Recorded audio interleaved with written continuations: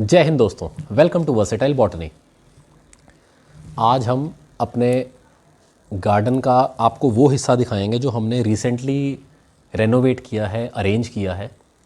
मेरे कहने का मतलब है यहाँ जहाँ मैं बैठा हूँ ये एक ग्रीन स्पेस हमने बनाया है। ये हमारी सेकंड एंट्रेंस है। मेन एंट्रेंस हमारी वहाँ पे है, आप देख सकते हैं।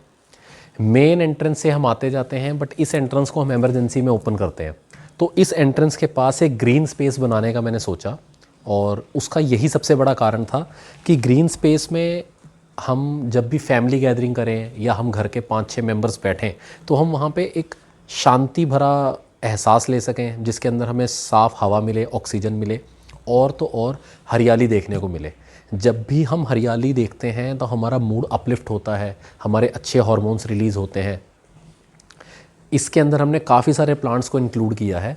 यहाँ पर ग्रीन स्पेस बनाने का एक कारण ये भी है कि इस तरफ हमारा छोटा गार्डन है जिसके अंदर हम लोग प्लांट्स लगाए हुए हैं। ये अनार के प्लांट्स हैं, ये साथ में पारिजात का प्लांट है, उसके आगे 2 अनार 1 पारिजात, फिर चीकू है, और इंडोर प्लांट्स भी हमने बीच में काफ़ी सारे इंस्टॉल किए हैं। इसका भी एक अलग से टूर लेंगे।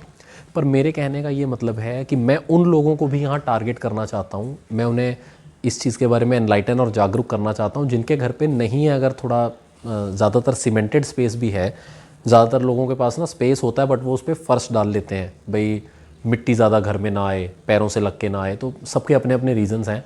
बट मैं ये चाहता हूँ कि चाहे आपके पास एक पक्का फ़र्श है चाहे कच्चा फ़र्श है, आप अपने बैठने वाली जगह पे जहाँ आपकी बैठक है, जैसे कि आप ये वाला एरिया हमारा देखें, ये हमारे घर से अंदर से बाहर आप जैसे ही निकलेंगे तो हमारा एक बैठक का एरिया है जहाँ हम बैठते हैं। पंखे लगे हुए हैं। यहाँ पे हम फैमिली गैदरिंग्स करते हैं, थोड़ा बहुत गेट टुगेदर करते हैं। अगर शाम से पहले का समय है, शाम का समय है, ज़्यादा रात नहीं है, तो एंजॉय करते हैं यहाँ पे। अगर आपके घर में भी कोई बैठक है, चाहे ड्राइंग रूम है, चाहे कुछ है, जहाँ पे भी आप लोग गैदर होते हैं और पक्का फ़र्श है, तो मैं ये चाहता हूँ कि आप छोड़िए ज़मीन को, छोड़िए किसी चीज़ को, एक ऐसा एनवायरनमेंट क्रिएट कीजिए जहाँ पे आप लोग बात करें तो आपके अंदर कुछ अच्छी चीज़ें जाएँ। जैसे कि साफ़ हवा, एक ही वायु उस हवा का साफ़ हो, उसमें PM2.5 PM10 पार्टिकल्स कम हो। तो जितनी ज़्यादा आप साफ़ हवा लेंगे उतना ज़्यादा आपकी सेहत बनेगी। बॉडी के अंदर जो जाता है बॉडी उसी के साथ काम करती है। तो ये दूर से ऐसा लगता है गार्डन, जो कि सुंदर लग रहा है। ये हमने सिर्फ़ और सिर्फ sole purpose, for the sole purpose of sitting, ये सिर्फ बैठने के पर्पज़ से हमने बनाया है।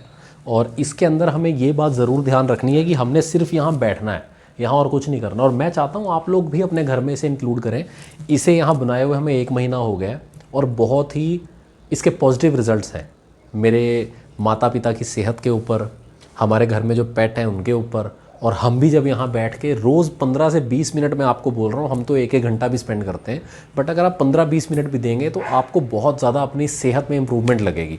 ये मिरेक्युलस थेरेपी है एक बहुत अच्छी, प्लांट्स के पास बैठना। अगर आपके पास गार्डन नहीं है तो भी आप ये कर सकते हैं। आप अपनी टेरेस पे कर सकते हैं, आप किसी भी ओपन स्पेस पे, क्लोज स्पेस में, आप अपने ड्राइंग रूम में इसे सेट कर सकते हैं। अगर आपके पास बाहर स्पेस नहीं है, डजेंट मैटर, आपके अंदर इस चीज़ की इच्छा होनी चाहिए कि आपको अपने आप को इम्प्रूव करना है, सेहत को इम्प्रूव करना है। जंग के माहौल बने हुए हैं इंडिया में इस समय, पहले ही ग्लोबल वार्मिंग इतनी हाई है। आप अगर सारा टाइम एसी वगैरह पे डिपेंड रहेंगे तो कुछ नहीं होने वाला है। आपको अपने लिए खुद अपने हाथों में मैटर लेना पड़ेगा। अपने आप को ज़्यादा से ज़्यादा ग्रीनरी में एनक्लोज कीजिए, एनवेलप बनाइए अपने आगे पीछे हरियाली का। इसके अंदर हमने प्लांट्स यूज़ किए हैं, सिंगोनियम वेराइटीज़ यूज़ की हैं, जिसमें सिंपल सिंगोनियम और पिंक सिंगोनियम भी है। सिंगोनियम प्लांट्स काफ़ी अच्छी ऑक्सीजन की मात्रा एनवायरनमेंट में बढ़ा देते हैं। अगर आप, अब मैं गार्डन वालों के लिए कहना चाहता हूँ, अगर आपके पास कोई बड़े प्लांट्स हैं, आम है, चीकू है, किसी भी तरह का कोई प्लांट है, रूटेड प्लांट है ज़मीन के अंदर, उसके पास भी आप उसकी जड़ के पास इसे लगाएंगे तो ये प्लांट के ऊपर धीरे धीरे अच्छे से फैल जाता है और बहुत अच्छी कैनोपी इसकी बनती है प्लांट पे, फोलिएज इसकी बहुत अच्छी है। यहीं से हम आगे बढ़ेंगे तो हमारे पास मनी प्लांट्स हैं। ये मनी प्लांट बहुत ही पुराना है हमारे पास, इसकी हमने काफ़ी सारी प्रूनिंग कर दी, छोटा कर दिया इसे। उसका यही कारण था कि और ज़्यादा शूट्स इसकी निकलें। इसके आगे आप देखेंगे तो ये हमारे पास स्पाइडर प्लांट्स हैं लाइन से। पहले जेड है, ये जेड प्लांट्स हमने अपनी बहुत ही शुरुआती रील्स में वर्सेटाइल बॉटनी की हमने दिखाया था कि जेड प्लांट्स को हमने एक ही प्लांट से प्रोपोगेट किया, और इसको हमने लास्ट वीक बनाया है, बट इसकी हम वीडियो बनाना भूल गए।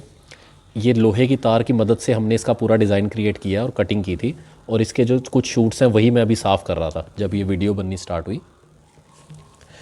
ये सब सिर्फ sole purpose of oxygen extract करने के लिए हमने बनाया है। स्पाइडर प्लांट्स हैं, स्पाइडर प्लांट्स के जितने आप ये शूट्स देख रहे हैं, इन शूट्स को अगर मैं अभी ज़मीन में लगा दूं तो यहीं से रूट्स प्रोपोगेट हो जाएंगी। इनको कट करके लगाएंगे तब भी ये पूरा प्लांट का रूप ले लेगा, बट वो थोड़ा सा प्रोबेबिलिटी चांस उसका थोड़ा इसके जितना सक्सेसफुल नहीं होता जितना कि हम जिंदा को ही प्रोपोगेट कर दें।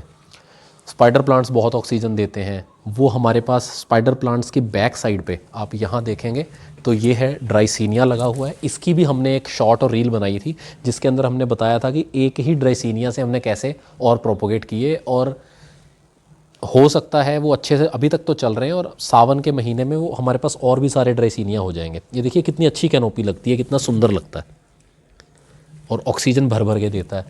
और ये हमारे पास डेफिन बेकिया है। ये भी काफ़ी अच्छा साइज़ ले लेता है, और इसको बहुत ही थोड़ी सी शुरू में केयर की ज़रूरत पड़ती है, बट ये देखिए कैसे ग्रो कर रहा है। काफ़ी समय तक तो ये निकल ही नहीं रहा था, बट अब हमने इसका सही से इसको नेट वगैरह ऊपर लगा के जब हमने इसका एस्टेब्लिशमेंट किया तो ये निकल रहा है। ये हमारा रैबिश पाम है। ये कई बार हम प्रोपोगेट कर चुके हैं और कितने ज़्यादा मल्टीप्लाई कर चुके हैं। इसके साथ के कम से कम 50 पौधे हम गिफ्ट में भी अपने नियर एंड डियर वंस को दे चुके हैं। ये हमारा रबर प्लांट है। ये थोड़ा सा वेरीगेटेड वैरायटी है, वाइट कलर के लीव्स हैं, काफ़ी कैमोफ्लाज डिज़ाइन है इसका।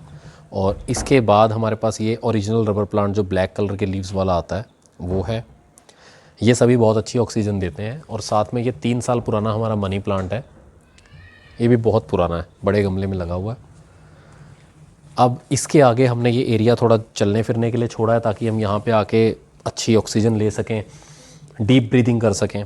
आप इसके बाद देखेंगे तो ये भी हमारा मनी प्लांट है। इसके लीव्स अलग हैं, उसके अलग हैं, वैरायटी ही अलग है, बिल्कुल बहुत अलग वैरायटी है।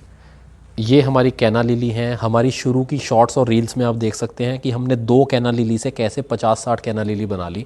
ये उन्हीं में से हैं। ये टोटली फ्री है। अगर आप मार्केट से एक कैना लिली ले आएंगे तो एक ही साल में आप पूरा अपना घर भर सकते हैं कैना लिली से। देखिए पत्ते कितने सुंदर हैं, डिज़ाइन कितना प्यारा है। जितना बड़ा पत्ता उतनी ज़्यादा ऑक्सीजन, सीधा सा हिसाब है। सारा खेल इनके सरफेस एरिया का है। ये जितना ज़्यादा सरफेस एरिया उतना ज़्यादा ऑक्सीजन, हमें इसी चीज़ पे फोकस करना है। और इसी के साथ हम देखेंगे ये हमारे पास गुलदावरी के प्लांट्स हैं जो सर्दियों में जिसका फ्लावर आता है। ये अभी ये सिर्फ ग्रो करेगा, वेजिटेटिव ग्रोथ लेगा, और सर्दी में इसके फ्लावर्स आएंगे। ये भी मनी प्लांट्स हैं, 2 मनी प्लांट्स हैं, और दोनों की वैरायटी सेम है, सिर्फ वो एक मनी प्लांट अलग था। और कोलियस भी हैं हमारे पास यहाँ पे। ये हमारे सेंसेवेरा हैं। सारे सेंसेवेरा हमने लाइन से लगाए हैं यहाँ पे। ये एक मनी प्लांट प्यारा सा हमने इसका टुकड़ा इसमें डाला था और ये इस पे भी अच्छे से चल पड़ा ग्लास कंटेनर में। इसकी भी हमने एक शुरू में शॉर्ट और रील बना रखी है अपने चैनल के ऊपर वर्सेटाइल बॉटनी पे, तो आप लोग ज़रूर हमारी पुरानी रील्स में देख सकते हैं। हम प्रोग्रेस डे बाय डे आपके साथ अपनी जर्नी शेयर करते हैं। हमारा सिर्फ यही मकसद है कि ज़्यादा से ज़्यादा लोग इस चीज़ को पहचानें। देखिए शुरू से मैं भी गार्डनिंग में इंटरेस्टेड नहीं था। गार्डनिंग में मेरा इंटरेस्ट हाल ही में कोरोना के बाद ज़्यादा हो गया, क्योंकि जब जान पे बनाई ना, अच्छे अच्छे अमीर लोग भी कोरोना में चले गए, तो सिर्फ जान पे जब बनी तब इस चीज़ का एहसास हुआ कि हेल्थ इज़ वेल्थ। आपके पास हेल्थ है तभी आप कुछ कमाएंगे, कहीं खर्चेंगे, कुछ एंजॉय करेंगे। अगर आपके पास हेल्थ ही नहीं होगी तो आप क्या कमाएंगे और क्या एंजॉय करेंगे। अगर आप अंदर से ही बिल्कुल रोगी हो गए हैं तो आपको अपने हेल्थ के ऊपर सबसे पहले फोकस करने की ज़रूरत है। उसके लिए मैं चाहता हूँ कि आप ज़्यादा से ज़्यादा अपने आप को ग्रीनरी में एनवेलप करें, ताकि आपके अंदर अच्छी हवा जाए, अच्छा आपका एनवायरनमेंट हो। कम से कम अपने घर से स्टार्ट करें। हम बाहर को तो बाद में देखेंगे, एनवायरनमेंट को, बाहर तो ग्लोबल वार्मिंग फैलती रहेगी। आप अपने घर को कवर करने की कोशिश करें, सेफ़ रखने की कोशिश करें। आपको ये वीडियो कैसी लगी? अगर अच्छी लगी तो प्लीज़ हमें फॉलो करें, हमें सब्सक्राइब करें, और हमारे वीडियो को ज़्यादा से ज़्यादा शेयर करें। Thank you.